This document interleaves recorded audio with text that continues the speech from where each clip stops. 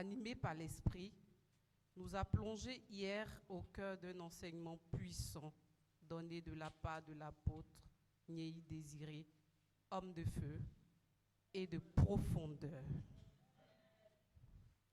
À cet effet, nous avons été instruits sur la personne et l'action du Saint-Esprit dans la vie du croyant, à travers des passages bibliques tels que 1 Samuel 10, verset 6, Jean 16, verset 13 et Ézéchiel 36, verset 6, pour ne citer que ceux-là. Chacun a été invité à comprendre que le Saint-Esprit est bien plus qu'une simple présence. Il est la troisième personne de la Trinité.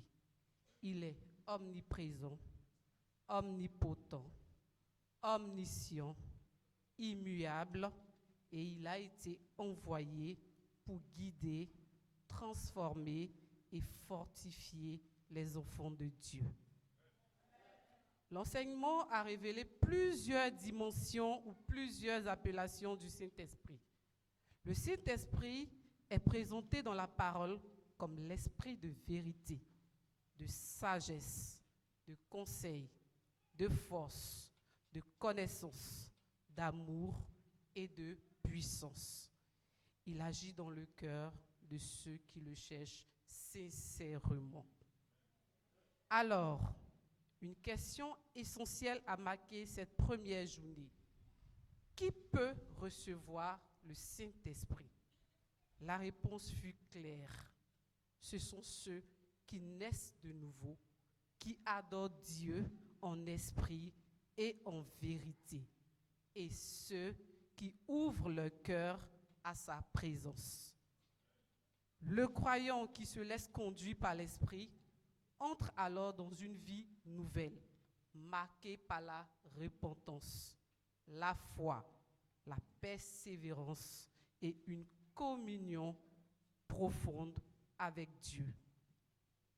L'enseignement a également insisté sur le fait qu'animé par l'Esprit, c'est laisser Dieu prendre le contrôle de notre vie quotidienne. Il produit une transformation intérieure et accorde des dons spirituels pour l'édification de l'Église, tels que le don de prophétie, de prédication, de délivrance, de parler en langue et de discernement. Enfin, cette première journée s'est achevée sur un appel fort. Rechercher continuellement la présence du Saint-Esprit et se laisser conduire totalement par le Saint-Esprit afin de vivre une marche chrétienne authentique, victorieuse et remplie de la puissance de Dieu. Car un chrétien animé par l'Esprit devient un instrument vivant entre les mains du Seigneur. Frères et sœurs, je suis de ce fait tenté de poser la question suivante. Qui nous conduit? Avons-nous réellement rencontré le Saint-Esprit? C'est sur cette réflexion commune que je vous demande de recevoir sous des acclamations bien poussées le Père, le guide, le Père de l'Amida, que je vous demande d'ovationner très, très, très, très fort.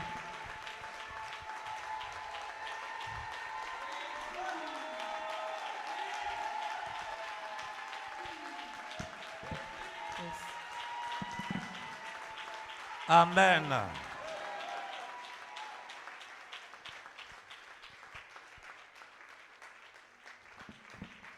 Est-ce qu'on peut acclamer le Seigneur Jésus? On peut le faire mieux. Donnons la gloire à celui qui le mérite, le Seigneur des Seigneurs, notre Père, notre Dieu, celui qui nous a réunis en ce lieu ce soir. Veuillez vous asseoir dans votre distinction.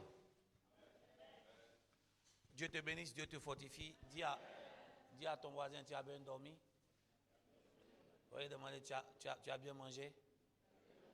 Hein, qui a répondu là-bas, s'il n'y a pas mangé, tu as fait quoi? Waouh! Merveilleux résumé.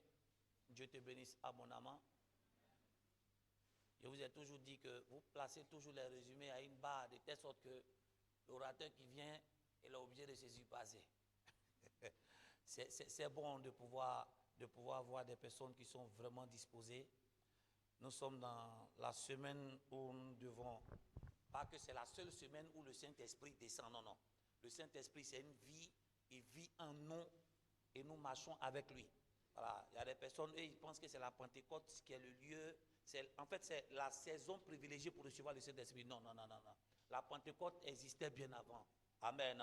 Mais comme nous sommes dans cette semaine spirituelle-là, je pense que Dieu va visiter nos vies. Il a déjà commencé. Et depuis hier, nous avons reçu un homme de Dieu qui a déjà posé des bases. Je vous ai dit que dans l'évangile, Dieu a une manière particulière de pouvoir utiliser chacun à sa guise. Il y a plusieurs hommes de Dieu qui ont plusieurs casquettes. Amen. Voilà. Tout dépend de la manière dont Dieu veut véhiculer un message. Amen. Hier, on a reçu quelqu'un qui nous a donné un enseignement posé. Et je crois que l'orateur d'aujourd'hui, c'est un homme très profond. Je l'ai dit amen bien. Voilà, je t'ai dit et je te répète que la chair coûte cher. Non, la chair, ça coûte cher.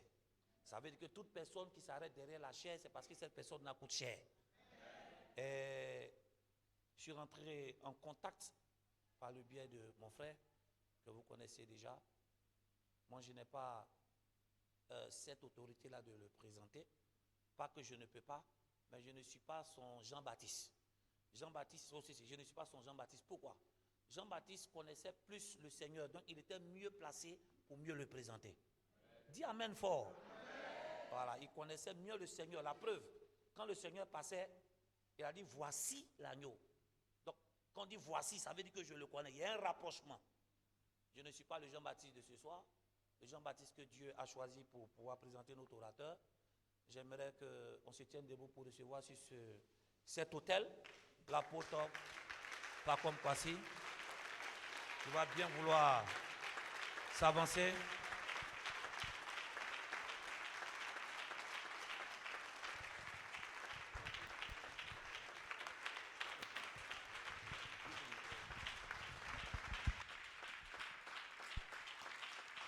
Alléluia.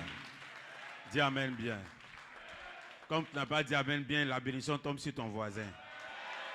Je n'ai pas entendu, donc c'est le voisin de derrière qui prend. Alléluia. Hey. Est-ce qu'on a Yopougon? Est-ce qu'on a Yopougon? Bon, montrez à l'orateur qu'on a Yopougon.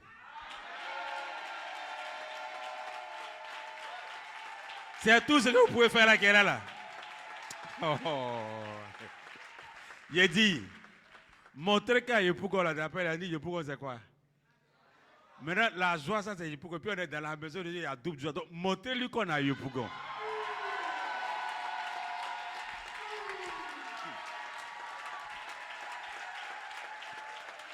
Alléluia. Assieds-toi une minute. Amen. Ce soir encore, nous sommes là par la grâce de Dieu. Et nous voulons vraiment dire merci au Seigneur pour la vie du révérend prophète Béranger Kwasi, qui nous fait l'honneur de pouvoir être là encore une fois de plus ce soir. Amen. Avant de pouvoir présenter l'orateur du jour, permets-moi de te dire ce soir que quand Jésus-Christ a partagé, c'est-à-dire qu'il a fait le miracle des 12 000 pains ou bien combien de nombre de pains que vous allez avoir, il y a une parole qu'il a dit aux gens avant de partager la nourriture. Il a dit, asseyez-vous. Dis à quelqu'un, assieds-toi. Il dit, asseyez-vous. Et puis ils ont partagé la nourriture. Donc les chrétiens de Midala disent à ton voisin, il faut t'asseoir. Vous savez ce que ça signifie?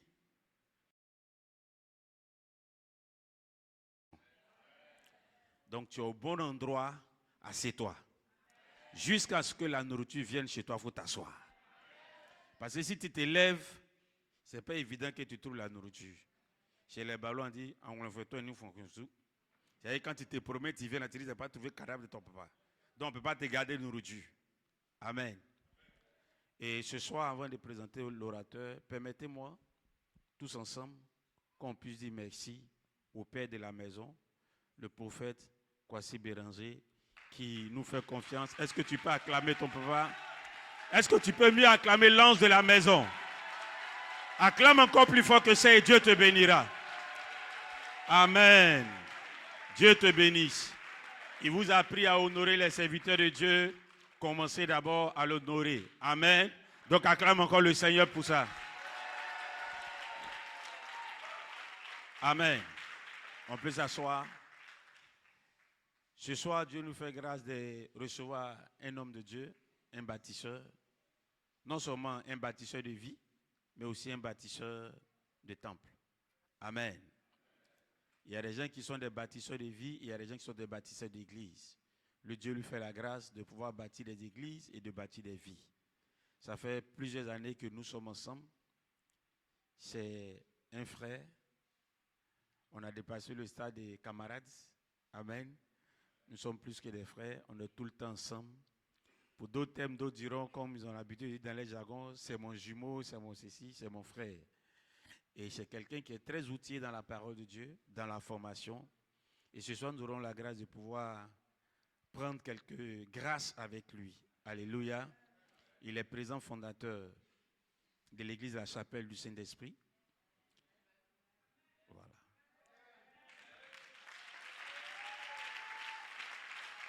Et Dieu l'a tellement positionné à Benoît que c'est notre sentinelle. C'est-à-dire que quand le danger arrive, c'est lui qui dit attention les frères, il y a un danger qui arrive.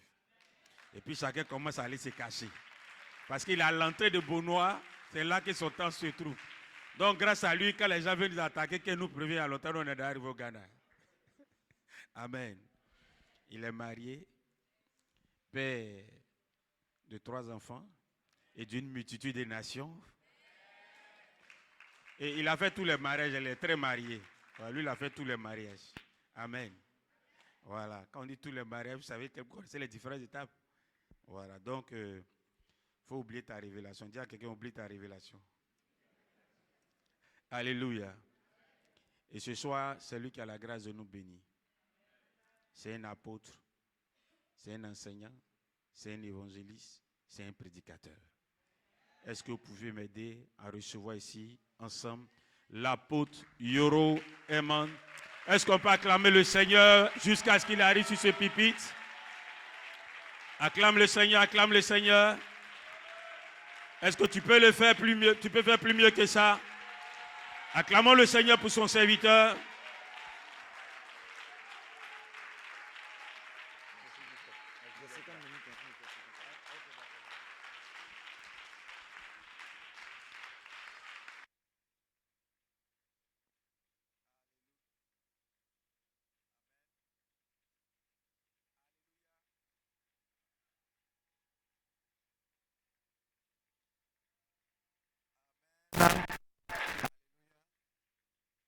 Merci, veuillez vous asseoir s'il vous plaît.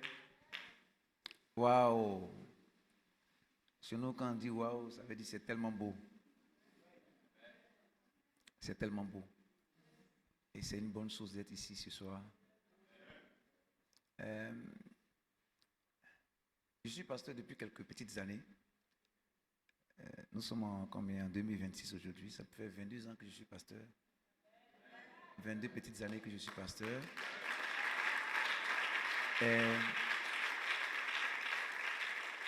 Pendant ces petites années où je suis pasteur, je n'ai pas vu beaucoup de temples qui ont cette beauté. Cette beauté. Yeah. Ah, je ne dis pas ça pour attirer certaines faveurs. Je dis parce que c'est la vérité. Trouver un temple d'une telle beauté, avec des personnes aussi bien. Et vous savez, quand vous voyez une belle maison, derrière une belle maison, il y a un bon architecte. Et il y a de bons ouvriers. Amen. Alors, c'est ma première fois d'être là, mais je veux vraiment célébrer Jésus pour la vie de son serviteur. Prophète Kwasi Béranger, félicitations. Et merci. Félicitations. Félicitations pour Aidez-moi à célébrer Jésus pour son serviteur.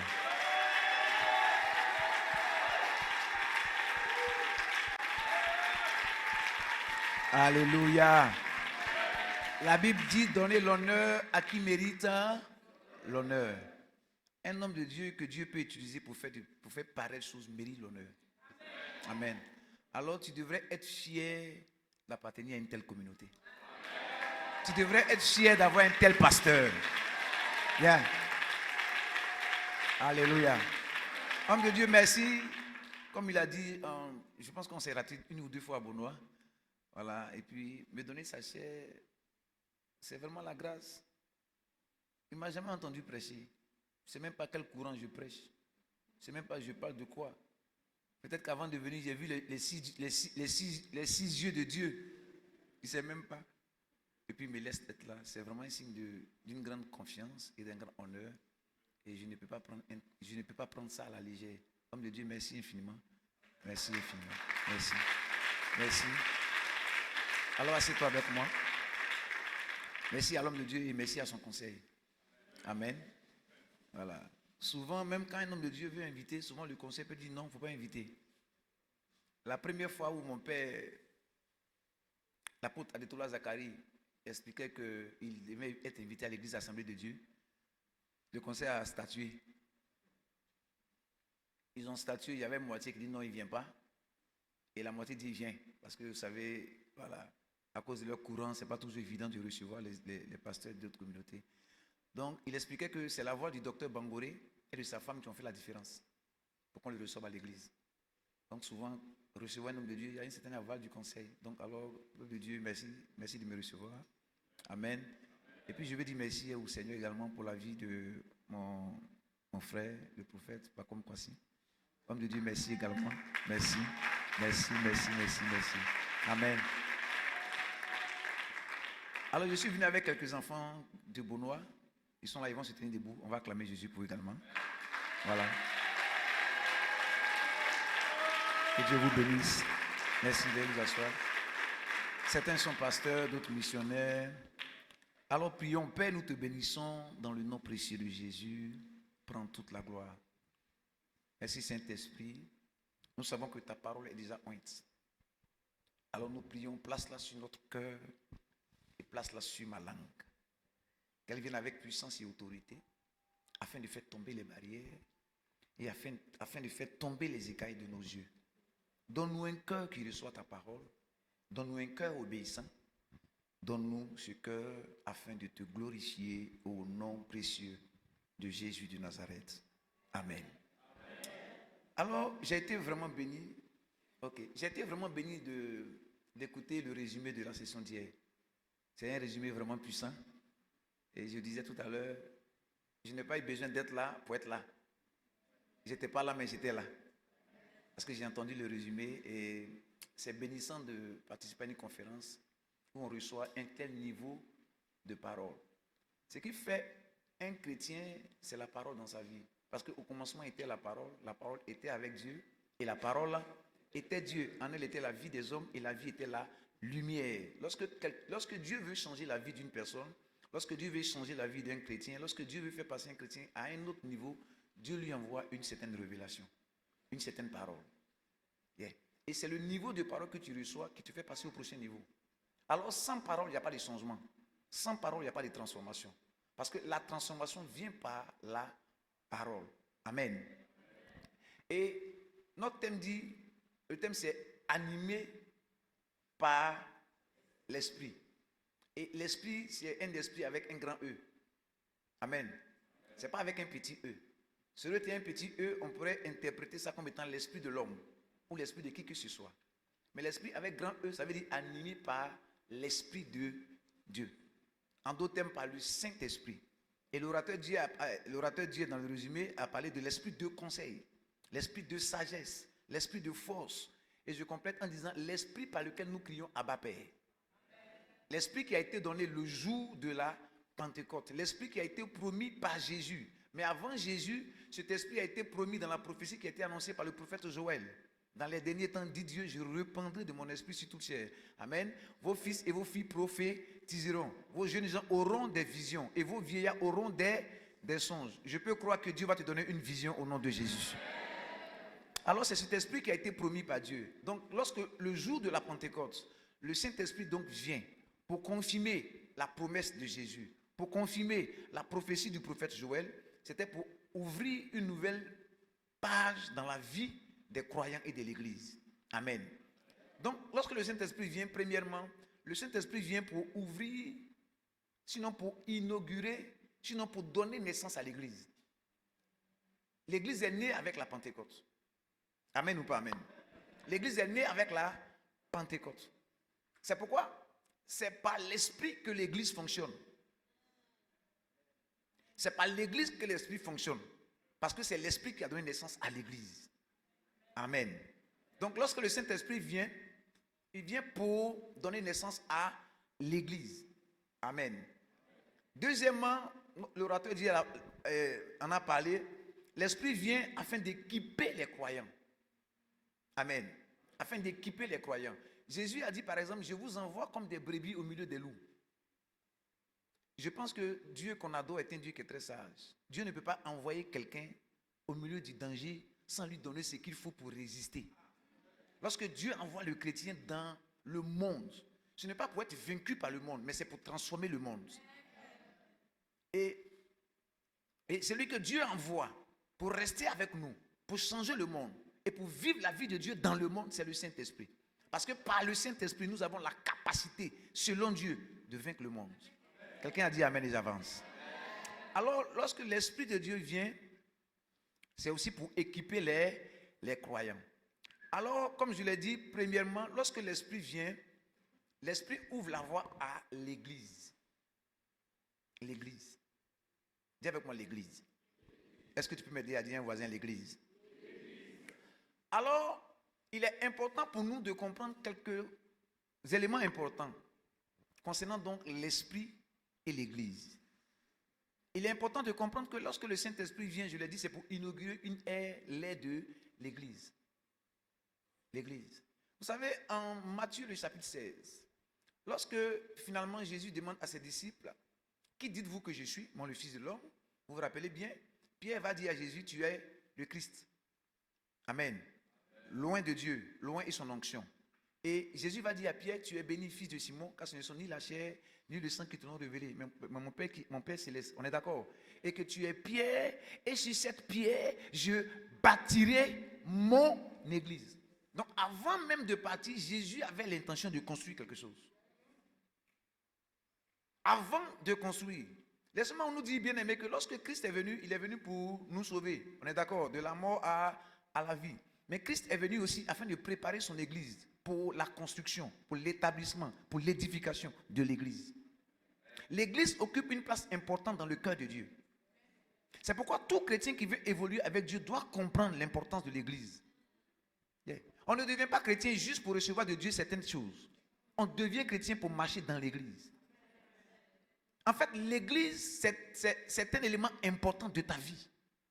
Quand on demande à quelqu'un pourquoi tu vis, tu vas citer des objectifs de vie, des buts de vie. Et l'un des buts de chrétien, c'est l'église.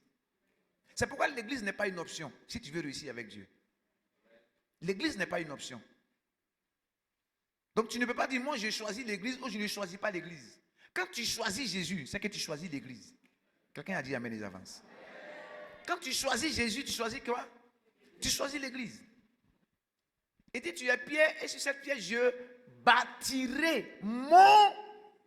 Et les portes du séjour des morts ne prévaudront point contre elle. Est-ce que vous savez que, par exemple, dans l'Ancien Testament, la Bible dit 1000 tombes à ton côté, 10 000 tombes à ta droite, tu ne seras point atteint. On est d'accord? Ça, c'est dans l'Ancien Testament. Mais est-ce que vous savez que dans le Nouveau Testament, celui que Dieu garantit la victoire, ce n'est pas toi ni moi, c'est l'Église. Il n'y a aucune... Non, c'est l'Église. C'est l'Église. Les portes du séjour des morts ne prévaudront point contre l'Église. Donc s'il y a une entité que Dieu a placée, qui doit manifester la victoire de Dieu, ce n'est pas toi en tant que personne, ni moi en tant que personne, c'est l'Église en tant qu'entité. Nous tous, on a été ici pendant la crise. Je ne vais pas revenir sur certains événements, c'est juste pour ouvrir, c'est juste pour expliquer quelque chose. Voilà. Et Il y a ce qu'on appelle des maisons fortifiées dans les crises. Ou quand ça chauffe, tous les chefs d'État ont ça, n'est-ce pas? La Maison Blanche a ça. Quand il y a une crise qui arrive, on appelle ça quoi? Voilà, je ne vais pas dire certaines choses parce que ça nous a traumatisés tous ici. Mais bon, il y a longtemps. Les bunkers. Et vous savez, quand la crise arrive, on prend l'autorité et puis on la met dans une chambre fortifiée. C'est un bunker. Le bunker de Dieu, c'est l'église. Quand tu n'as pas compris ce que je dis. Le bunker de Dieu, c'est l'église. Yeah. C'est pourquoi les plus sages ne sont pas des gens qui cherchent à bâtir leur vie. Les plus sages sont les gens qui cherchent à bâtir l'église. Ton amen m'a dérangé. Il dit, je bâtirai quoi? L'église. Donc je commence en disant que quand Jésus vient et te sauve, quand tu donnes ta vie à Jésus, en fait, je ne sais pas comment je vais dire ça, il ne faut pas que les théologiens m'attaquent. Mais quand tu donnes ta vie à Jésus, ce n'est pas ta vie que Jésus construit. Non. Non, non. Ce n'est pas ta vie que Jésus construit. Non, non. Jésus construit son église. Maintenant, toi, tu es construit quand tu es dans son église. Est-ce que quelqu'un me comprend? Tu es construit parce que tu es dans son église. J'ai l'impression que beaucoup de gens sont chrétiens, mais ne connaissent pas ou ne comprennent pas encore l'importance que l'église revêt aux yeux de Dieu. L'église n'est pas juste un endroit où on vient danser puis on repart. L'église, c'est une pensée de Dieu. L'église, c'est une institution divine. L'église, c'est un programme divin. Tu vois, quand tu t'assois comme ça et puis tu dis, mais dans 10 ans, je vais faire ça. Ça, c'est un programme de vie. Dans 5 ans, je vais me construire une maison. C'est un programme de vie. C'est comme ça que Dieu s'est assis. Et puis Dieu dit, bon, quand le Saint-Esprit va venir, je vais construire mon église. Donc tu vois, la beauté de ta vie, c'est la compréhension de l'église. Le Saint-Esprit, que nous appelons ici pour notre message, l'esprit, animé par l'esprit. L'esprit dont on parle ici, c'est l'esprit de l'église. C'est pourquoi regardez les prophéties comment il s'appelle, l'apôtre Jean. Remarquez que les prophéties dans l'Apocalypse, les prophéties de l'apôtre Jean adressées aux 7 anges de quoi? Aux anges de quoi? Aux anges de quoi? Répondez-moi. On lit la même Bible, non? Aux anges des 7 quoi? Pourquoi est-ce que la prophétie ne vient pas aux anges des 7 nations?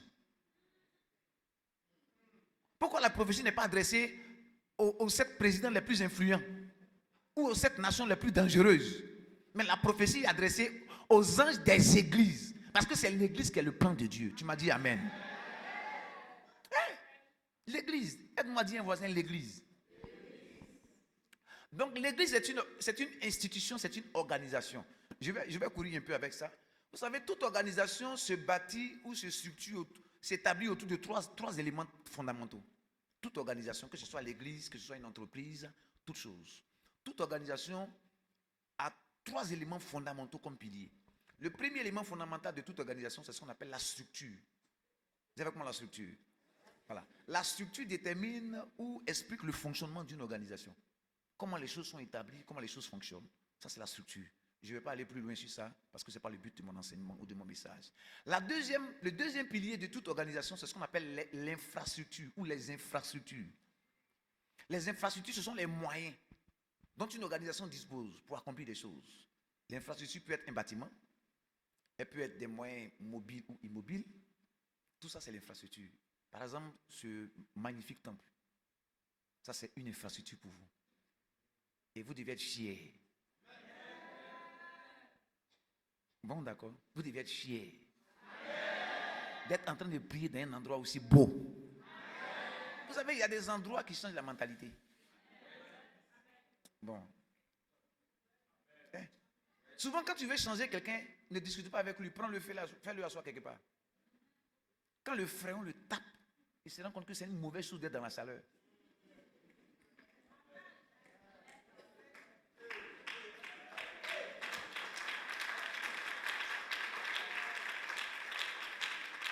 Non, c'est sérieux. Souvent, tu prends une soeur qui parle à l'église, on parle de mariage, elle est là, elle ne sait pas ce qu'il y a dans sa tête, on dirait quelqu'un de bizarre là. Prends-la, fais-la asseoir devant un couple où les gens s'embrassent.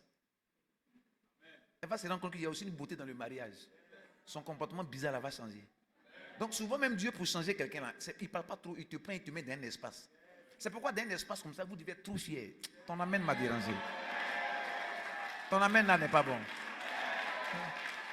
Moi, si je suis chrétien dans une église comme ça là, Même si je dors à 3h du matin, si j'ai chaud sur moi, je viens dormir à l'église. Alléluia. Alors, le deuxième élément, c'est une infrastructure. Et c'est pourquoi vous allez voir, tout pasteur sérieux, je ne prêche contre personne, je ne dis le nom de personne, tout pasteur sérieux qui prie pendant des années dans un endroit et il ne cherche pas à changer, il n'est pas sérieux. Il n'est pas sérieux. C'est ma première fois d'être là, mais je suis sûr que quand l'homme de Dieu commençait le ministère, l'endroit n'était pas comme ça. Ou bien, vous qui êtes ici les plus anciens, c'est vrai ou c'est faux? Et vous allez voir l'homme de Dieu, il ne dormait pas. Il faut qu'on ait l'argent, il faut qu'on construise. Ça, c'est un bon pasteur. Mais un pasteur qui ne t'aime pas, il va te laisser dans la chaleur. Yeah. Yeah. Tout pasteur sérieux, il va prendre tes offrandes. Écoutez, si je finis de prêcher, je mets à Bonois. Après, vous allez gérer avec le Père. Sinon, le pasteur peut venir prendre tes offrandes, il ne construit rien. Vrai ou faux? Il y a une fois, l'homme de Dieu a dit, bon, j'ai été dans une structure, donc je travaille un peu dans le bâtiment. Donc, il y a un pasteur qui a fait appel à moi pour qu'on puisse construire le temple. J'ai fait le plan bien chic, tout ça. Et il m'a dit, on doit construire le bâtiment, mais je veux que tu viennes faire un appel pour le fond. Je lui ai dit, ça n'est pas dans notre contrat. Notre contrat, c'était que je fasse le bâtiment. Et puis, tu es pasteur. Ton onction va faire que ça va venir. Il dit, non, il faut venir. Il a tellement insisté. Et puis, par solidarité dans le corps de Christ, j'ai dit, bon, on va partir. Et je me suis renseigné, mais pourquoi tu veux que je vienne? Et quand je parlais, un de ses responsables m'appelait à côté. Il m'a dit, pasteur, je vais t'expliquer. Pourquoi le pasteur, lui, ne peut pas parler? J'ai dit, pourquoi? Parce qu'il m'a dit, le pasteur a lancé appel plus de 15 fois. Les gens ont donné l'argent, mais le temple n'est jamais sorti. Souvent, non, il faut traverser des situations comme ça pour que tu apprécies bien là où Dieu t'a placé. Donc, c'est important d'avoir des infrastructures. C'est pourquoi, écoutez, ce n'est pas vraiment l'objet de mon message. Je vais venir tout à l'heure sur mon message en quelques minutes. Quand Dieu vous bénit, quand vous bénissez la maison de Dieu, payez des terrains, construisez vos maisons. Ah, ici, André, vous n'êtes pas dans l'église. Ayez des infrastructures. Parce que très souvent, on vous juge sur ça. On dit, tu as vécu, tu as fait quoi? C'est pas vrai? Vous ne répondez pas bien. Même quand on ne t'aime pas, quand tu as bâti quelque chose, on te respecte. Si quelqu'un vient ici aujourd'hui, ce soir-là, il ne peut pas contester le mystère de l'homme de Dieu. Quand il voit ça là, il sait que même s'il n'entend pas beaucoup Dieu, il entend un peu Dieu. Ton amen m'a dérangé. Donc, premièrement, quoi? La structure. Deuxièmement, les infrastructures. Maintenant, le point sur lequel je vais mettre l'accent ce soir, c'est que même quand il y a l'infrastructure ou la structure, il faut les hommes qu'il faut. J'étais à Accra il y a deux ou 3 semaines, et puis l'archbishop Charles Aguinassare, l'archevêque Charles Aguinassare, on était en train d'échanger, et puis il nous a montré des photos. Il nous a montré des photos des temples qui ont été construits en Angleterre. Des temples où des hommes de réveil ont prêché. Des grands noms sont passés par là-bas, ont prêché l'évangile pendant des années. Des grands hommes de Dieu dont les noms figurent dans les annales de l'église, ont prêché dans ces grandes églises, des bâtisses. Et il nous a montré les photos. Il dit aujourd'hui ce sont des musées. Parce qu'il y a eu les infrastructures, mais il n'y a pas eu des hommes pour maintenir le feu. C'est pourquoi ce soir, rapidement dans mon message, je vais vous parler des hommes qu'il faut pour maintenir le feu dans l'église. Ton amen m'a dérangé. Animé par l'esprit, c'est comprendre pourquoi le Saint-Esprit vient sur moi. Et quand le Saint-Esprit vient sur moi, c'est pour que je puisse construire l'église. Mais je ne peux pas construire l'église avec la nature que j'ai. Parce que l'église est spirituelle. La Bible dit que c'est par l'esprit de l'homme qu'on connaît les choses de l'homme. Également, c'est par l'esprit de Dieu qu'on connaît les choses de Dieu. Et c'est également par l'esprit de Dieu qu'on peut construire les choses de Dieu. Amen. Vous savez, quand on donne notre vie à Jésus, après on comprend la nécessité pour nous d'être placés par Dieu quelque part. La manière de Dieu de travailler avec chaque croyant, c'est de placer chaque croyant dans une famille spirituelle. C'est de placer chaque croyant dans une famille spirituelle. Si toi, Dieu ne t'a pas placé, c'est que tu es perdu. Dieu place chaque croyant dans une famille spirituelle. Je ne suis pas ici pour parler de la beauté ou de la force de chaque famille. Je vous dis d'abord que Dieu place chaque croyant dans une famille spirituelle. Et il y a plusieurs familles spirituelles. Ici, c'est une grande famille spirituelle. Et tu es béni d'être dans cette famille spirituelle. Et Jésus dit, tu es pierre, et sur cette pierre, je bâtirai mon église. Amen. Le grec dit, tu es Pétros, et sur cette pétra, je bâtirai.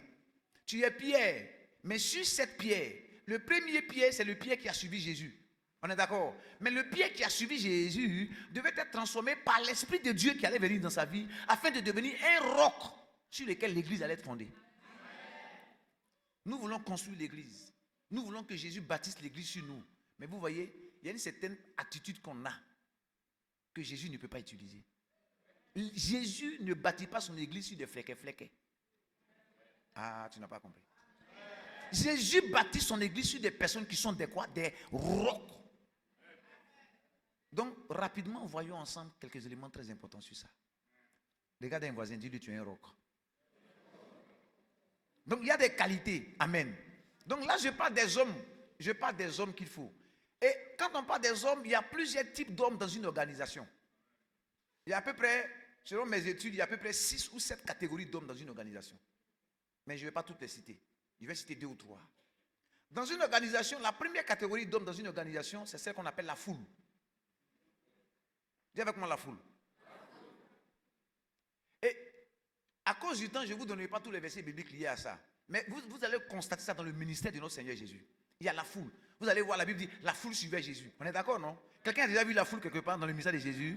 On est d'accord? Vous allez voir arriver là, la foule le suivait. La foule ayant pris, la foule le suivait. Ça, c'est la première catégorie des gens, la foule. Il y a des gens dans l'église, mais qui sont la foule. Et chaque catégorie a des caractéristiques par lesquelles tu peux les reconnaître. Yeah. Par exemple, l'église est dans ce quartier, mais il y a des gens autour. Ils partent de l'église, mais ils ne sont jamais venus. Ça, c'est la foule. Il y en a même qui connaissent le prophète. Peut-être même par cœur. Mais ils n'écoutent pas. Ou bien souvent, ils viennent l'écouter, ils disparaissent. Souvent, ils viennent voir à l'église en disant, climatisé, on va voir. Mais quand il vient, il n'a aucune intention de rester. Hein. Il est juste venu voir comment ça y est pour aller faire le béret. Vous comprenez un peu, non? Tiens, mais c'est joli, le carreau. C'est pas aller faire le béret. Ça, la foule. Donc, dis avec moi la foule. Dis avec moi encore la foule. Alors, la foule, rapidement, la foule, c'est une catégorie de personnes qui ont... La foule est définie comme l'ensemble des personnes du dehors. Ces personnes, bien que pouvant bénéficier du ministère, sont à l'extérieur de la communauté. Ces personnes peuvent être même des chrétiens. Souvent, vous entendez, non, je suis des passages. Je suis venu écouter à des programmes comme ceux-là. Souvent, les gens de la foule même viennent. Ils viennent prendre leur grâce et ils s'en vont. Amen. Ça, c'est la foule. Donc, ces personnes, bien que pouvant bénéficier du ministère, sont à l'extérieur de la communauté. Elles peuvent venir de temps en temps, mais n'ont aucun lien avec l'église. Elles peuvent être des visiteurs. Elles peuvent apprécier ou non le ministère ou le pasteur. Dans leur cœur, elles se considèrent très loin de ce qui se passe.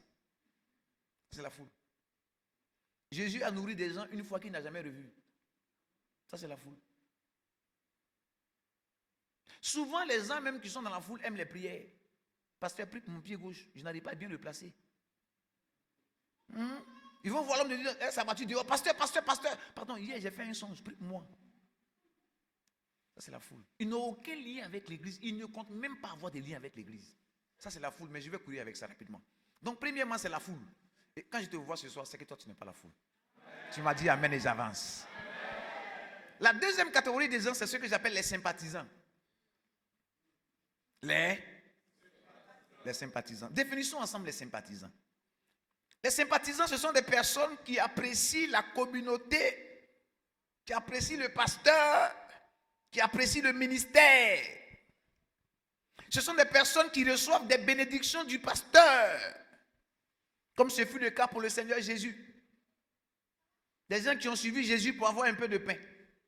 Des gens qui ont suivi Jésus pour recevoir la guérison. Des gens qui peuvent même venir à l'église. Tant de miracles, tant de révélations prophétiques, tant d'enseignements puissants. Ils viennent, ils reçoivent du ministère, ils sont bénis par le ministère. Mais vous savez, le sympathisant, il est un peu plus poussé que la foule.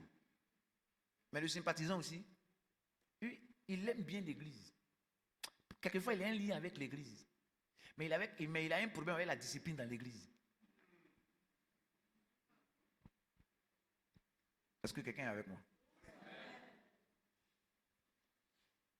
Les personnes sympathisantes peuvent même être réguliers à l'église. Ça veut dire que je peux faire 3 ans à l'église, mais je suis toujours sympathisant. Oui, oui, sympathisant. Avant d'être chrétien, bon, après pasteur, tout ça, j'étais un... je ne sais pas si le club existe encore, Africa Sport, ça existe encore? Ah, ok. Quoi? Ils sont en quoi? Mais ça, c'est pas bon, ça.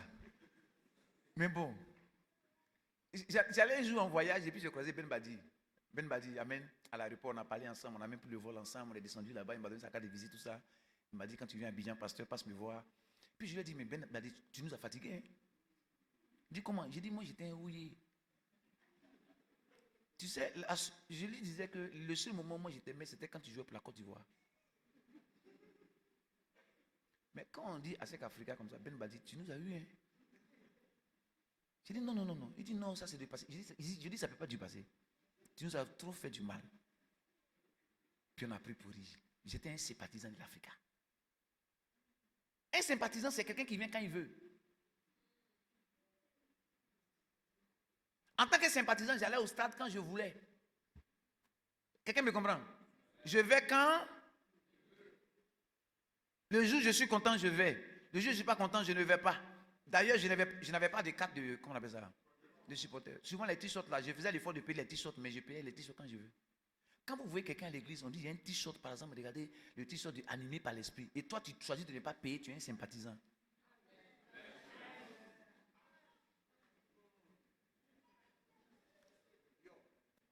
Je vous ai dit, j'ai fini, j'ai parti à Beaunois. Le reste, vous allez traiter avec le Père. Les gens qui choisissent de ne pas venir à l'église, quand ils veulent, ce sont des sympathisants. Et c'est là le matin, le dimanche, jour de culte. Il dit non, je suis fatigué. Ça va même, il faut dire au pasteur que dimanche prochain, je vais venir. Je suis en train de vous définir les sympathisants afin que personne ne vous trompe. On peut faire 5 ans à l'église et être un sympathisant. Peut-être même que tu étais à la fondation de l'église, mais jusqu'à présent, tu es encore un sympathisant. Durer dans une église ne veut pas dire que tu n'es pas un sympathisant. Un sympathisant, il aime bien, mais il fait toujours ce qu'il veut. Le sympathisant n'aime pas la discipline. Il n'aime pas la discipline. Le culte commence à 8h, ça finit à 9h, lui n'aime pas. Il va venir à 9h15. Pardon, à 8h15. Parce qu'il connaît l'heure où le pasteur prêche. Les soeurs, les dames qui font les répétitions pour venir chanter, adorer Dieu, on va lever les mains. Il n'est pas dans tout ça là. Lui, il sait à quel moment le pasteur va prêcher. Que dis-je? Il sait à quel moment le pasteur va prophétiser. Il vient à l'heure où le pasteur doit prier pour les gens. Un sympathisant, c'est quelqu'un qui est avec nous. C'est quelqu'un qui est avec nous dans l'espace. Mais c'est quelqu'un qui n'est pas en accord avec nous. Quelqu'un a dit amen, les avances. Et j'ai remarqué que les communautés ne grandissent pas. L'esprit de l'église ne marche pas avec les gens qui sont des sympathisants.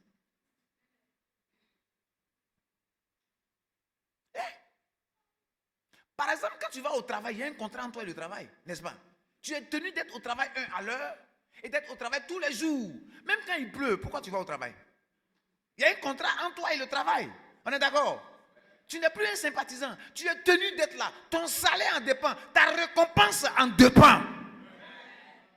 Quand un chrétien est un sympathisant, il trie les cultes. Même les cultes du soir, il ne vient pas. Il regarde la météo avant de voir quand il va venir. Les jours où tu l'as vu, tu dis Alléluia. Parce que tu ne sais pas quand il va revenir. C'est un chrétien qui a un contrat en zassa avec l'église. Un peu aujourd'hui, demain je saute. Un peu aujourd'hui, demain je. Un peu aujourd'hui, demain je. Un peu aujourd'hui, demain je. Il saute un peu, il vient, il saute un peu, il saute un peu, il vient, il saute un peu, il saute un peu, il vient. Tu vois, sa vie chrétienne, c'est comme une danse de bébé. C'est un quoi? C'est un sympathisant. Et Dieu ne bâtit pas avec tes sympathisants. Si tu restes sympathisant, ta vie chrétienne ne va pas avancer. Elle ne va pas prospérer. Quelqu'un là où n'est pas là. Les sympathisants sont des personnes qui n'adhèrent pas à la vie communautaire. Vous allez voir les langages. Moi, j'aime l'église, mais je n'aime pas me mélanger aux autres.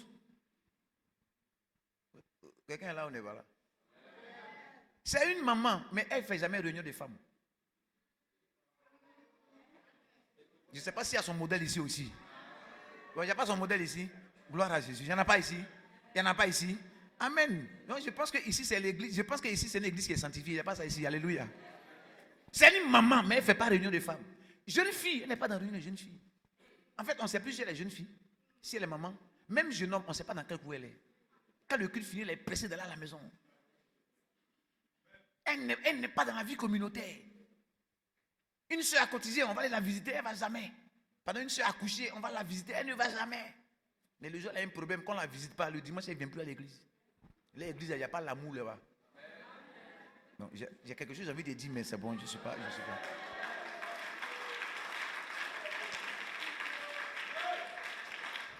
Quand vous voyez quelqu'un qui a de tels symptômes, écoutez-moi, même dans le monde physique, toute maladie a des symptômes. Je n'ai pas besoin de voir une femme qui commence à cracher partout, je n'ai pas besoin de prophétie pour savoir que... Ou bien c'est vrai, Bishop? C'est faux, Bishop? Depuis là, maman, il vient danser, même un moment donné... Écoute, là, ça dit trop, papa n'a qu'à faire un parti. Bon, je n'ai pas besoin de prophétie, ça c'est un symptôme pour te montrer quelque chose.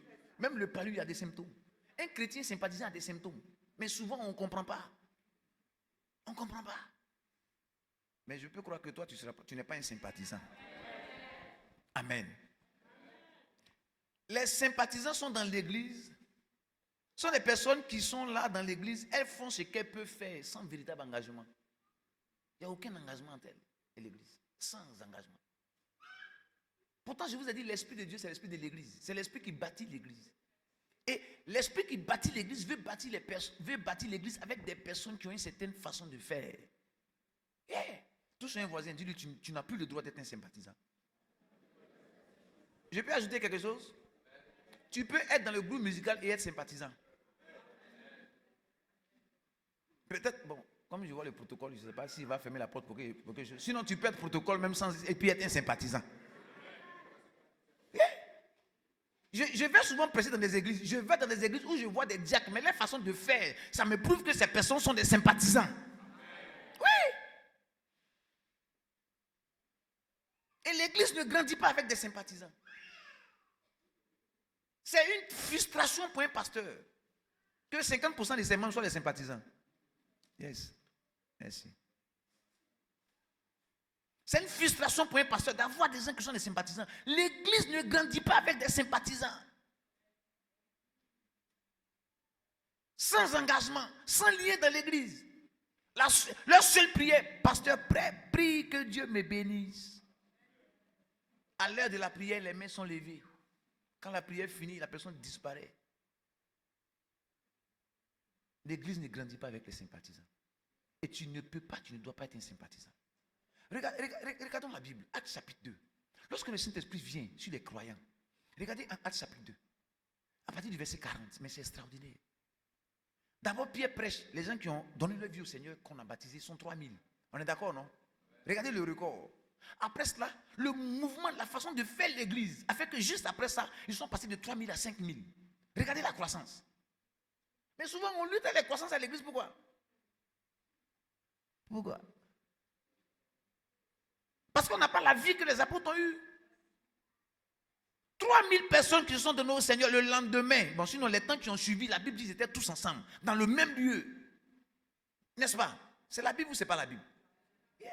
La troisième catégorie des gens, la troisième catégorie de personnes dans une organisation, ce sont les membres. Dis avec moi les membres. Maintenant, c'est à partir de ce niveau que Jésus commence à bâtir avec toi. Tant que tu n'es pas membre, même si tu chantes bien, même si tu danses bien, même si tu fais certaines choses bien, Dieu ne peut pas bâtir avec toi. Yeah. Donc c'est à partir du niveau de membre que Dieu bâtit son église dans ta vie. Que Dieu t'utilise pour bâtir quelque chose. Dis avec moi un membre. Que Dieu fasse de toi un membre au nom de Jésus. Que Dieu fasse de toi un membre au nom de Jésus. Et toute église doit avoir en son sein des membres. Yeah. Parce que c'est à partir de ce niveau que Jésus commence à bâtir son église avec toi. Un membre, c'est quelqu'un qui a plusieurs caractéristiques. On va courir avec ça pour le temps qui me reste. Amen. Les membres sont des personnes qui apprécient la communauté. Ou le pasteur. Sont des personnes qui reçoivent les bénédictions du pasteur. Sont des personnes qui reçoivent des bénédictions du ministère. Mais en plus d'avoir tous ces éléments-là, les membres sont des personnes qui adhèrent pleinement à la vie communautaire de l'Église. Ce sont des personnes qui se mettent ensemble, qui croient aux dispositions prises par la communauté, qui adhèrent aux dispositions, qui sont engagés. En fait, l'élément principal ou fondamental quand tu deviens membre, c'est ton niveau d'engagement. Yeah. Les anglophones disent commitment. Ton niveau d'engagement. Ton niveau d'engagement détermine. Et c'est ton niveau d'engagement qui détermine le niveau de ton intégration dans l'Église. Comment tu es engagé? Comment tu es engagé? Je suis sûr que si tu es par exemple un homme, que tu cherches une femme que tu vas épouser, peut-être que tu pries pour que Dieu t'envoie une femme qui va rester avec toi le lundi, le mardi et le mercredi qui va aller ailleurs. Lundi, mardi, elle est à la maison. Mercredi, jeudi, elle est ailleurs. Et puis le vendredi, elle revient chez toi à la maison. Même une femme comme ça, cadeau, on te donne, tu ne vas pas prendre. Ou bien tu serais prêt à prendre une femme comme ça? Non. Une femme aussi pareille. Tu ne prendras pas un homme sur lequel tu ne peux pas compter. On est d'accord? Yeah. Je reçois souvent des couples. Oh mon Dieu. Je reçois souvent des couples. Et l'un des points clés dans la vie des couples, tu entends les femmes qui disent, papa, je ne peux pas compter sur lui. Mais quand tu vis avec quelqu'un sur qui tu ne peux pas compter, tu espères quoi de la personne? Quelqu'un avec moi? Quelqu'un avec moi? Dieu donne une vision à son serviteur. Et Dieu, dans la vision que Dieu donne à son serviteur, Dieu te place auprès de lui. Ce n'est pas pour que tu sois un fardeau, c'est pour que tu sois une aide. Ton amen m'a dérangé. Hey, touche un voisin, dis-lui, nous devons devenir de véritables membres.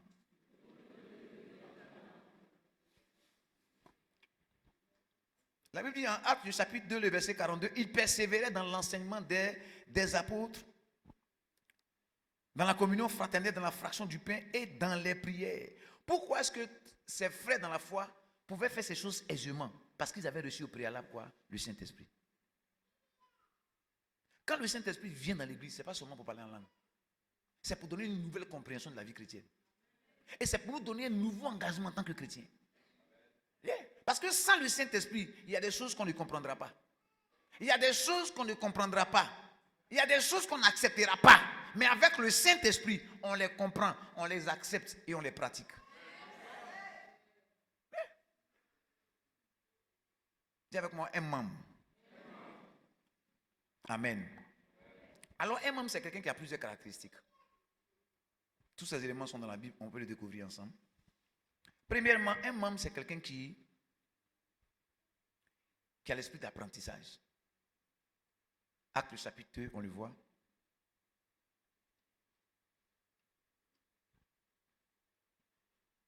Il persévérait dans l'enseignement des apôtres. Quand tu dis que je suis membre d'une communauté, il y a un certain esprit d'apprenant que tu dois avoir. Il y a des gens qui viennent à l'église qui pensent tout connaître. Quand le pasteur ouvre la Genèse, il dit, pasteur, c'est bon, Apocalypse. Quelqu'un qui n'est pas enseignable.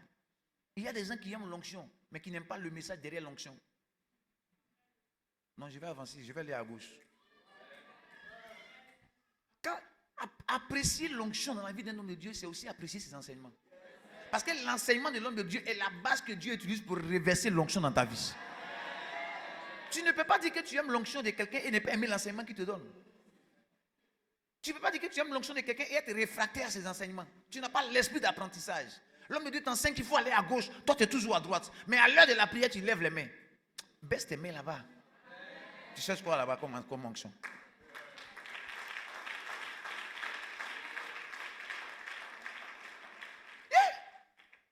Aimer une onction, c'est aimer les enseignements qui sortent de loin.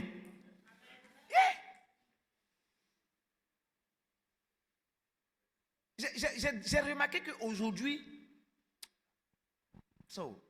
qu'aujourd'hui, la génération d'aujourd'hui n'a pas compris même ce qu'on appelle l'onction.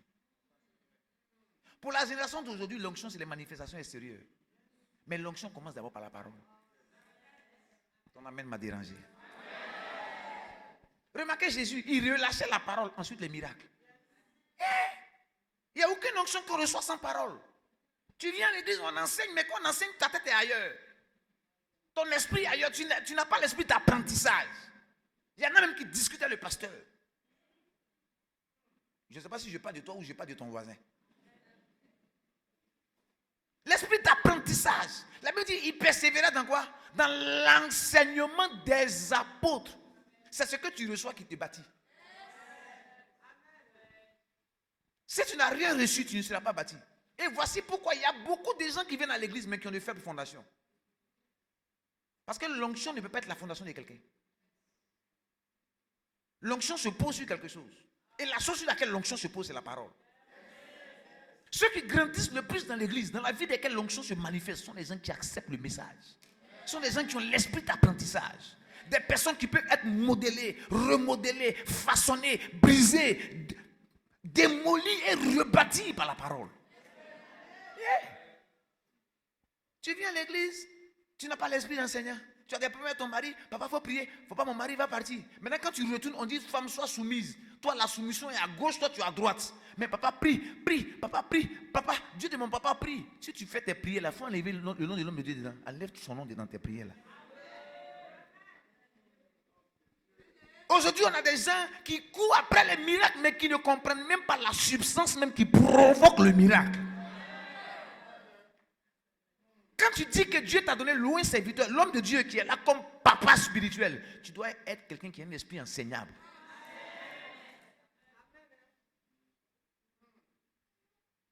L'esprit enseignable, c'est l'esprit qui bâtit l'église. Tu acceptes d'être enseigné. Et quand tu viens au culte, tu viens avec un cahier. Ici, vous êtes bénis. Je suis. Acclame Jésus pour toi.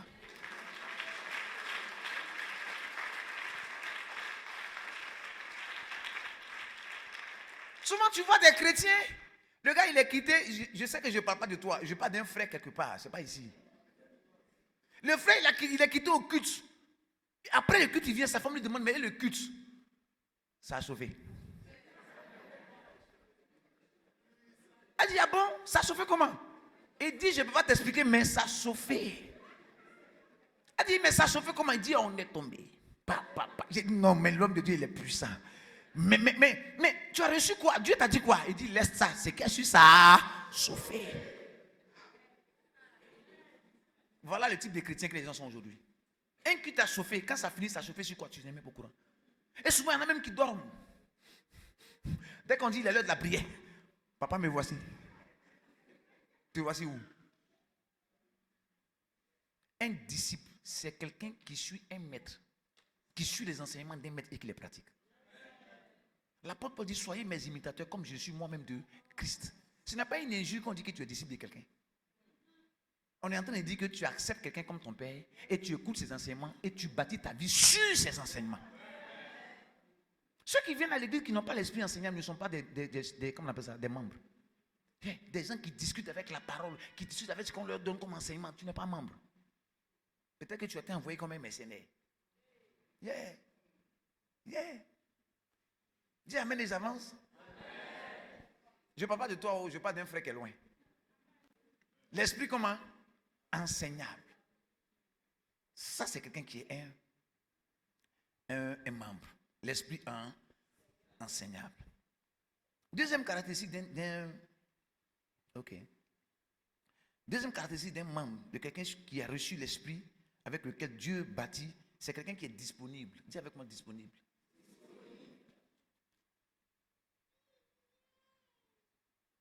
Quelqu'un qui est disponible.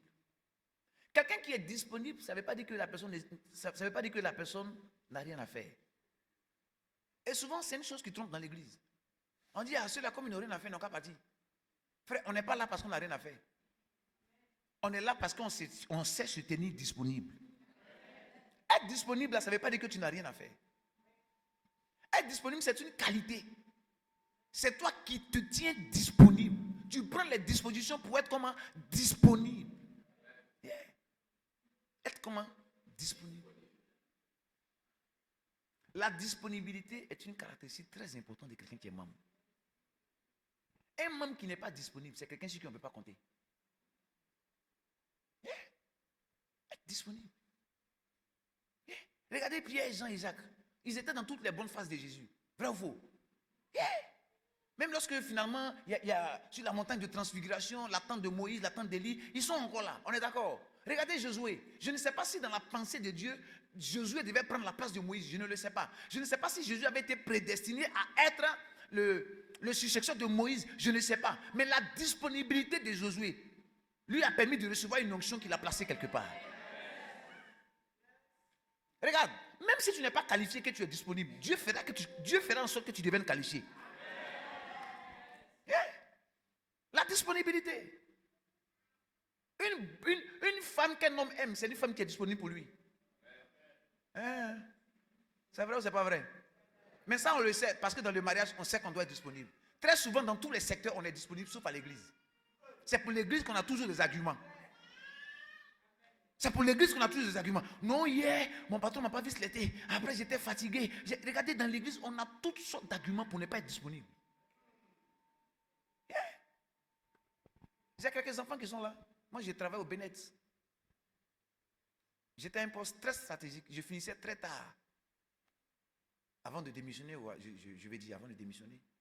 Mais pour l'œuvre de Dieu, il fut des temps où mon patron à l'époque, notre service, on n'était pas nombreux, mais on faisait beaucoup de choses. Donc, il avait dit même finalement, le week-end, on va travailler. Naturellement, quand on travaille le week-end, il y a quoi? Il y a des primes. Yeah. Et dès que j'arrive dans le service au début, il dit, mais non, écoute, ici, le travail normal, mais le week-end, on doit travailler. Tu comprends? Pour lui, là, il entendait ma voix comme ça. Hein? Les week-ends, tu vois, on a des primes. Comme j'étais nouveau, lui, il pense qu'il est sage. Au moins, il sait que je suis plus sage que lui. J'ai dit oui parce que j'étais nouveau. Le premier week-end, j'étais là. Il dit, bon, tu étais là, donc le week-end prochain. Il dit, non, hein. Ton argent du week-end, il faut garder. Regarde, toi, tu ne peux pas me donner ce que Dieu m'a refusé. Et tu ne peux pas me refuser ce que Dieu m'a donné. Non, ton amen est bizarre. Souvent, on a des arguments pour ne pas être disponible. On a des arguments pour ne pas être disponible à l'église. Non, il pleuvait. Tu es devenu le seul. Bon, j'ai dit, j'ai fini, je vais partir à Bonois. Après, vous allez traiter avec, voilà. Non, il pleut. Je ne peux pas venir. Souvent, dès qu'on est fatigué, on ne vient pas. C'est pas comme ça. Maintenant, il fut un moment où on avait des réunions, les gens venaient, on avait des dossiers très importants. Donc, je ne parle pas ici. Et les gens venaient le voir, mais bon, le week-end, on veut une séance particulière, on veut tes meilleurs éléments. Il dit, mon meilleur élément, là, lui, il n'est pas là le week-end. On dit, non, il faut le voir. Il dit, allez le voir. S'il dit oui, il n'y a pas de problème.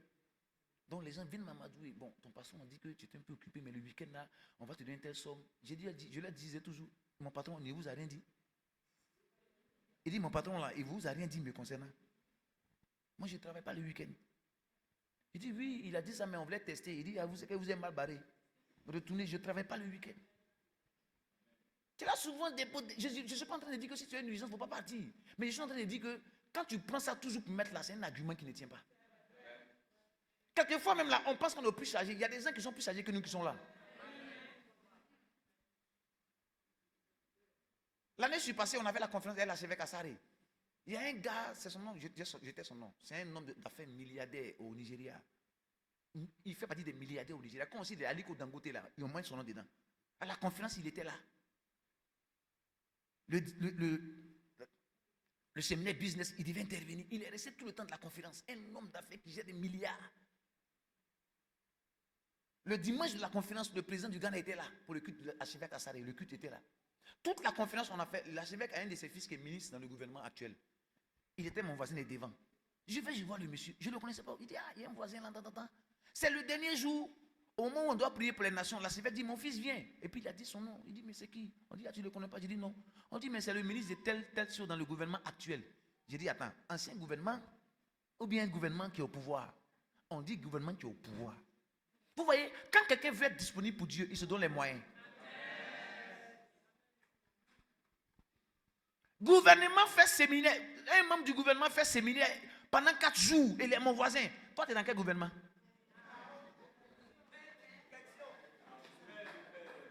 Si tu veux acclamer, il faut acclamer. Tu es dans quel gouvernement? Parce que mon parent prophète, par contre, tu es dans le gouvernement, je peux aussi. Tu es dans quel gouvernement et puis on ne te voit pas? Souvent même là, c'est nous qui faisons que Dieu, les choses ne grandissent pas dans notre vie. Petit poste, tu as eu au travail, là, c'est fini. Vrai ou faux? Parce que je n'ai pas le temps, parce que je n'ai pas le temps, parce que j'ai ceci, parce que j'ai cela. Tu ne sais pas que tu es en train de fermer les choses que Dieu a ouvertes dans ta vie.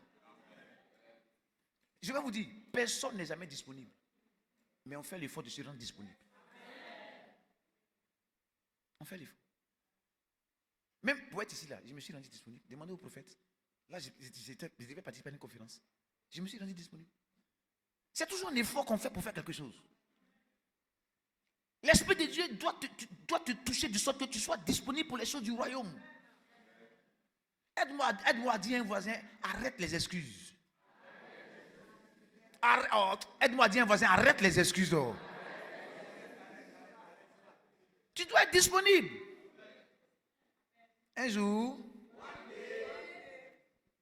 j'ai une de mes filles qui m'appelle un dimanche. Oui, un dimanche matin. Avant que j'aille au culte. Cette histoire, je vais toujours raconter ça. Ça m'a traumatisé. Elle m'envoie un texto, je ne décroche pas. Avant d'aller prêcher au premier culte. Puis finalement, je décroche. Je dis, ça ne m'appelle pas comme ça, qu'est-ce qui se passe? Donc quand elle m'appelle, moi je suis prêt pour le culte là. Je dis, allô? Allô, papa? Je dis, c'est qu'elle voit ça. Ça ne va pas. Papa, c'est moi, ça ne va pas.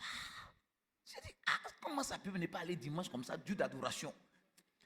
Ça ne va même pas même, ça ne va pas. Je dis, je ne peux pas marcher.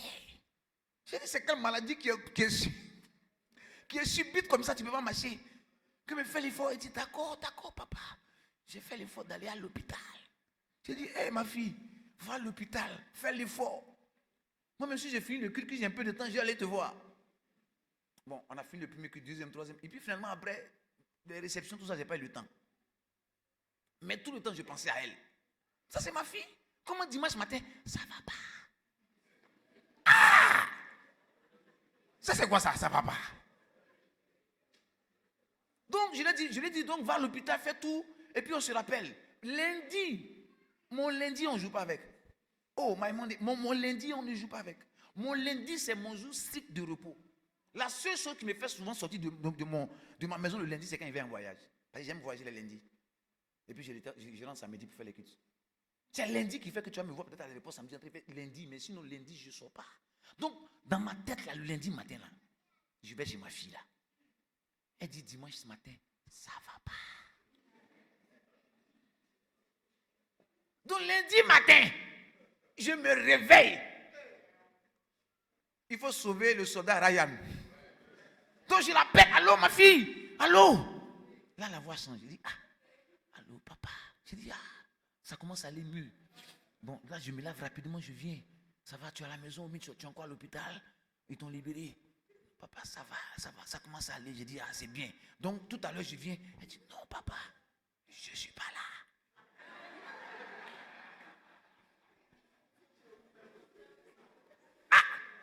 Bon, la voix s'améliore. Bon, si elle n'est pas là, bon, c'est qu'elle va me dire où elle est. Je dois la trouver là-bas. Je dois prier avec elle. Elle doit être guérie.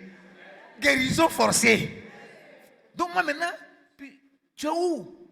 Là, maintenant, je sors la voix maintenant parce que je sens que ça va. Donc, tu es où? Tu es à l'hôpital ou bien tu es sorti un peu pour chose, marcher un peu, ça commence. Papa, je suis au travail.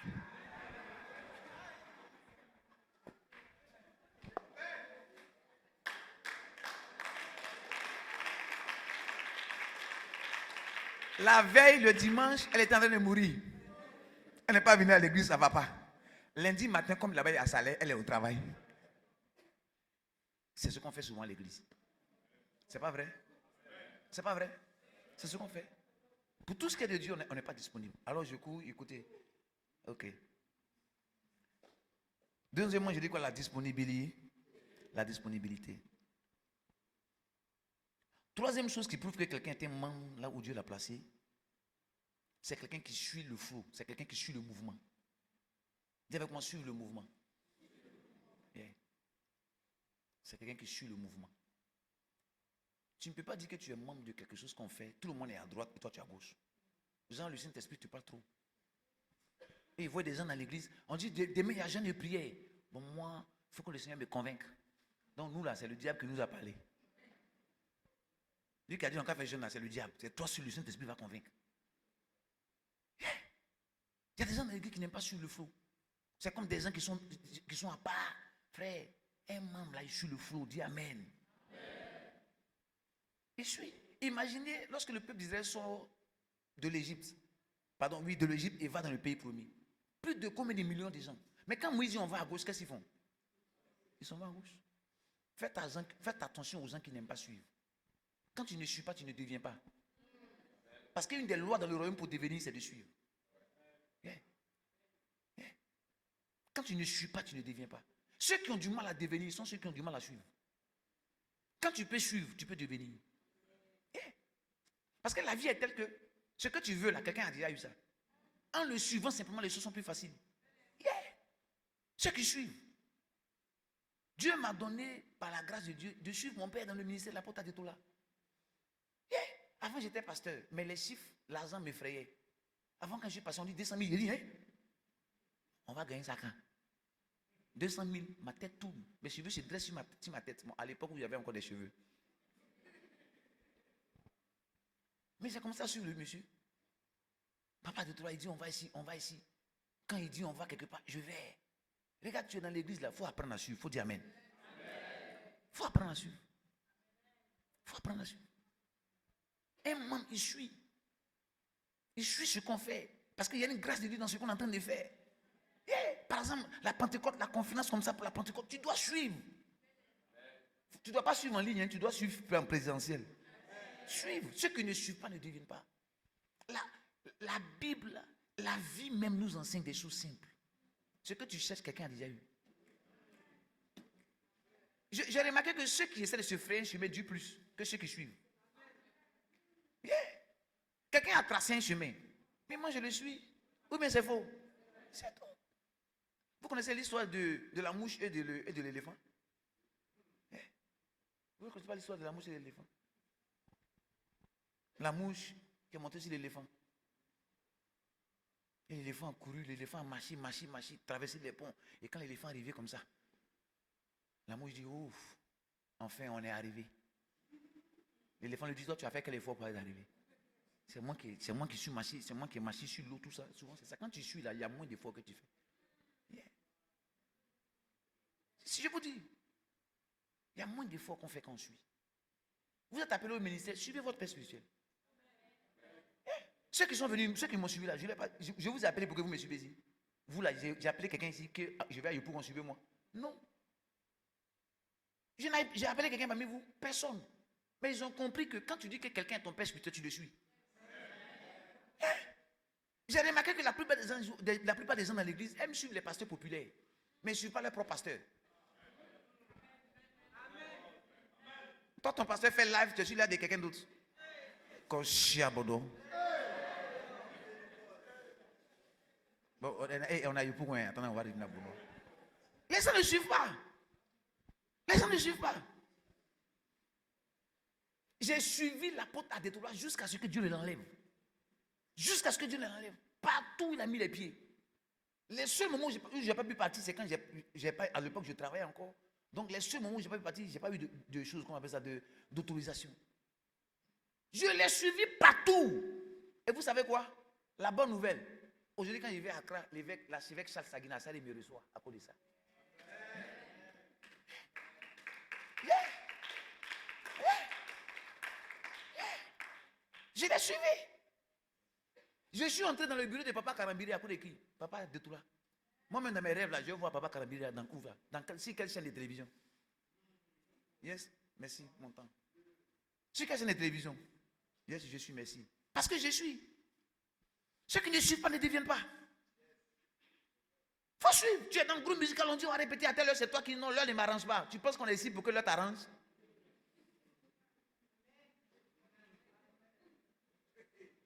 L'église est d'abord une armée avant d'être une famille. Ton amen m'a dérangé. Il faut suivre. Il faut suivre. Quand votre pasteur va quelque part là, allez dire aux gens là-bas que nous là c'est notre pasteur. Ne laissez, en tout cas, si ce n'est pas fait de billets d'avion, visa, tout ça là. Si c'est dans un mouvement ici là, Quand votre pasteur quelque part, soyez là-bas. Que les gens racontent ce qu'ils veulent. Ceux qui parlent beaucoup là, ils n'ont pas vu la lumière. Remarquez que c'est ceux qui sont dans l'obscurité qui parlent trop. Suivez votre pasteur. Quand votre pasteur est sur réseau, votre doigt là, like là, ça va vous faire mal. Tapotage va vous tuer. Donne-moi un bon amen des avances. Oh. Tu tapotes, tapoter, mais va te demander, toi tu es qui? Et toi tu lui réponds, qui es-tu aussi? Suivez, regardez, moi j'ai suivi l'apôtre de Dieu, je suis entré dans sa vie peut-être il y a 12 dernières années de sa vie avant qu'il ne meure. Mais le vieux a commencé à m'aimer. Les gens m'ont dit, mais tu vois comment le vieux la t'aime? J'ai dit, moi-même je ne sais pas. Mais je disais ça parce que je ne veux pas donner le secret. Mais ce soir, je te donne le secret. Il y a une fois, j'étais malade. Le médecin m'a dit, pasteur, tu ne peux pas voyager. Je suis monté dans un yacht pour aller jusqu'au Nigeria. Je suis revenu à fièvre typhoïde. Quand le vieux m'a vu, Yoro, Dieu là. J'ai dit, oui, papa. Il dit, mais non, Yoro. Vous savez, votre pasteur là, où son cœur est là, ce n'est pas la pierre, c'est un cœur. Il y a des choses qui peuvent toucher sa vie. Quand il va quelque part et puis vous voit comme ça là, vous n'avez pas besoin de dire que je suis là. Il sait que vous êtes là. Et finalement, l'esprit prophétique là commence à aimer et capter les gens. Oh my God, oh my God, oh.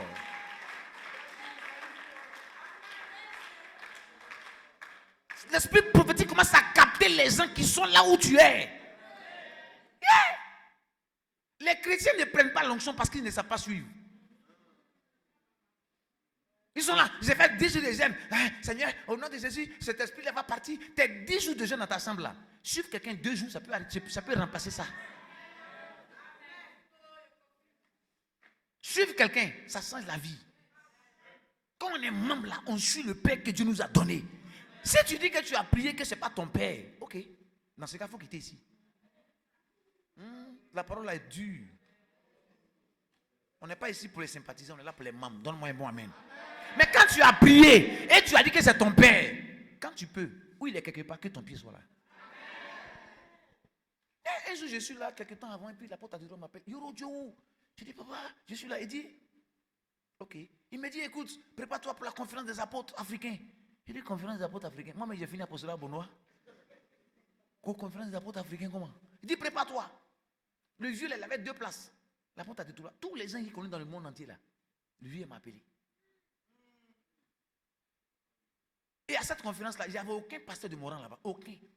Aucun pasteur de Moran n'était là-bas. Aucun. Tous les Gotas de Côte d'Ivoire que vous connaissez là, ils étaient tous là-bas. Le seul pasteur ivoirien inconnu, c'était moi. Je vous le dis, oh.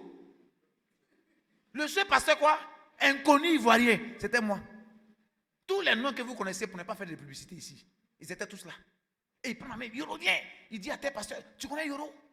Comme papa de droit, c'est un baobab. Tu peux dire que tu ne me connais pas? Il faut dire que tu ne me connais pas.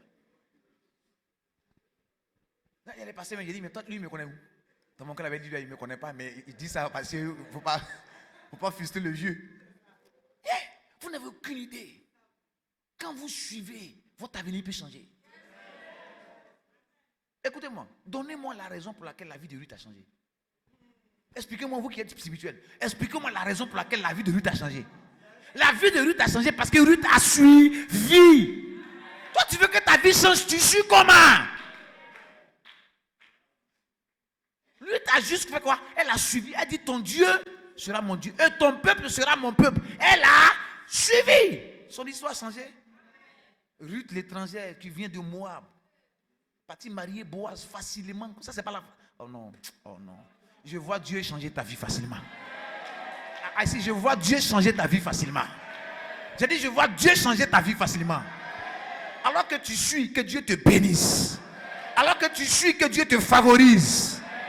Maintenant, il me reste 5 minutes. Je n'ai pas encore fini, il me reste 5 minutes. On m'a dit 30, donc c'est ça, il me reste 5. Il me reste 5 minutes. Alors quand tu suis, il y a un piège.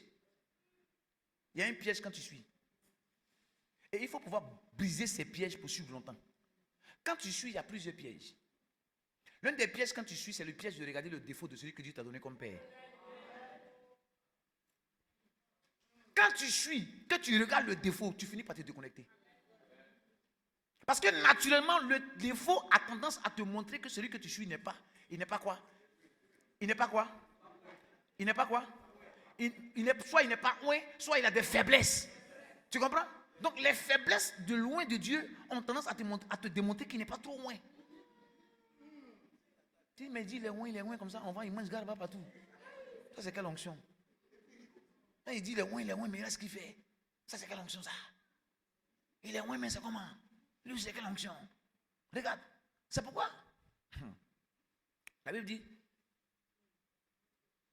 que celui qui reçoit un prophète en qualité de prophète reçoit la grâce de prophète. Regardez le mot clé c'est quoi? C'est qualité. Donc quand tu suis, tu ne regardes pas les défauts, tu regardes les qualités. My God, my God, my God, my God, my God. C'est la qualité. C'est la qualité. Suivre les défauts de quelqu'un que Dieu t'a donné comme père, ça va te déconnecter de la personne. Écoutez, dans l'église, là, on ne vient pas pour suivre les défauts de quelqu'un. Nous, on vient suivre ses qualités. C'est vrai ou c'est faux? Regardez Élie et Élisée. Il dit quoi? Il dit, tu me demandes une chose difficile, mais si tu me vois partir, cela va t'arriver. Si tu me vois partir, tu me demandes une chose difficile. Yeah. Ne regarde pas ses défauts. Tous un voisin. Dis-lui, ne regarde pas ses défauts. Maintenant, écoute, tu sais, qu'est-ce qui fait la différence entre le pasteur et Dieu? Ce sont ses défauts.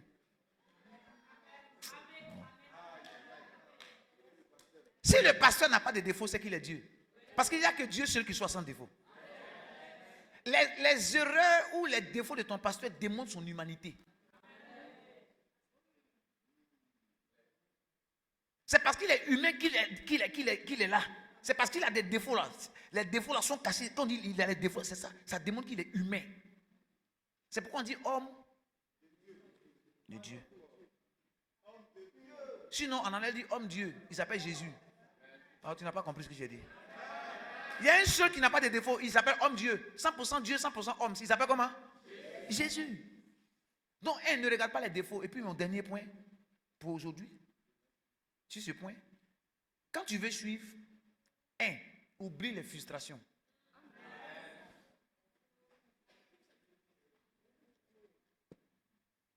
Mesdames et messieurs, il me reste 2 minutes. Quand tu veux suivre, oublie quoi? Les frustrations. Il n'y a aucune personne que Dieu place devant ta vie, comme ton Père spirituel, qui ne va pas te frustrer. Les personnes dans le royaume qui n'avancent pas sont les personnes qui sont trop émotionnelles. Les personnes qui n'avancent pas dans le royaume sont les personnes qui sont trop émotionnelles.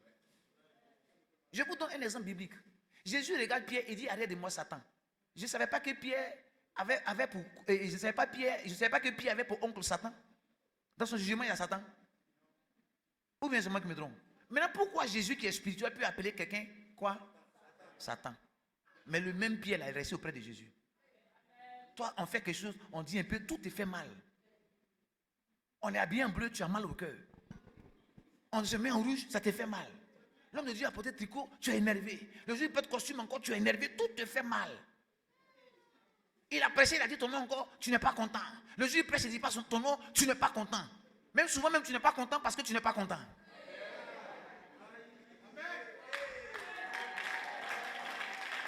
Que Dieu te bénisse au nom de Jésus. Que Dieu te bénisse.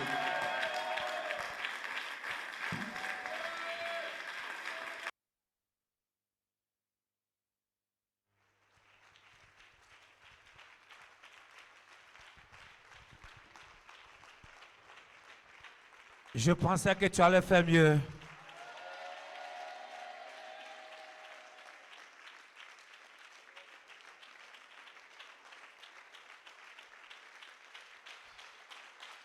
Quel message. Quelle profondeur. Quelle vérité profonde. Ce genre de message n'impacte pas le corps, ça impacte l'esprit et l'âme. Dieu te bénisse. Assieds-toi dans un état de transformation. Vous savez, il y a des messages quand ça entre, tu deviens silencieux, pas parce que tu n'es pas content ou pas, Mais c'est tellement profond que tu es sans voix. Il a confirmé. Homme de Dieu, que Dieu te bénisse. On ne s'est jamais vu, c'est ici. Bon, voici ces chrétiens qui sont là, on ne se connaît pas. Hein. On ne s'est jamais vu. Vous ne m'avez pas compris. Hein?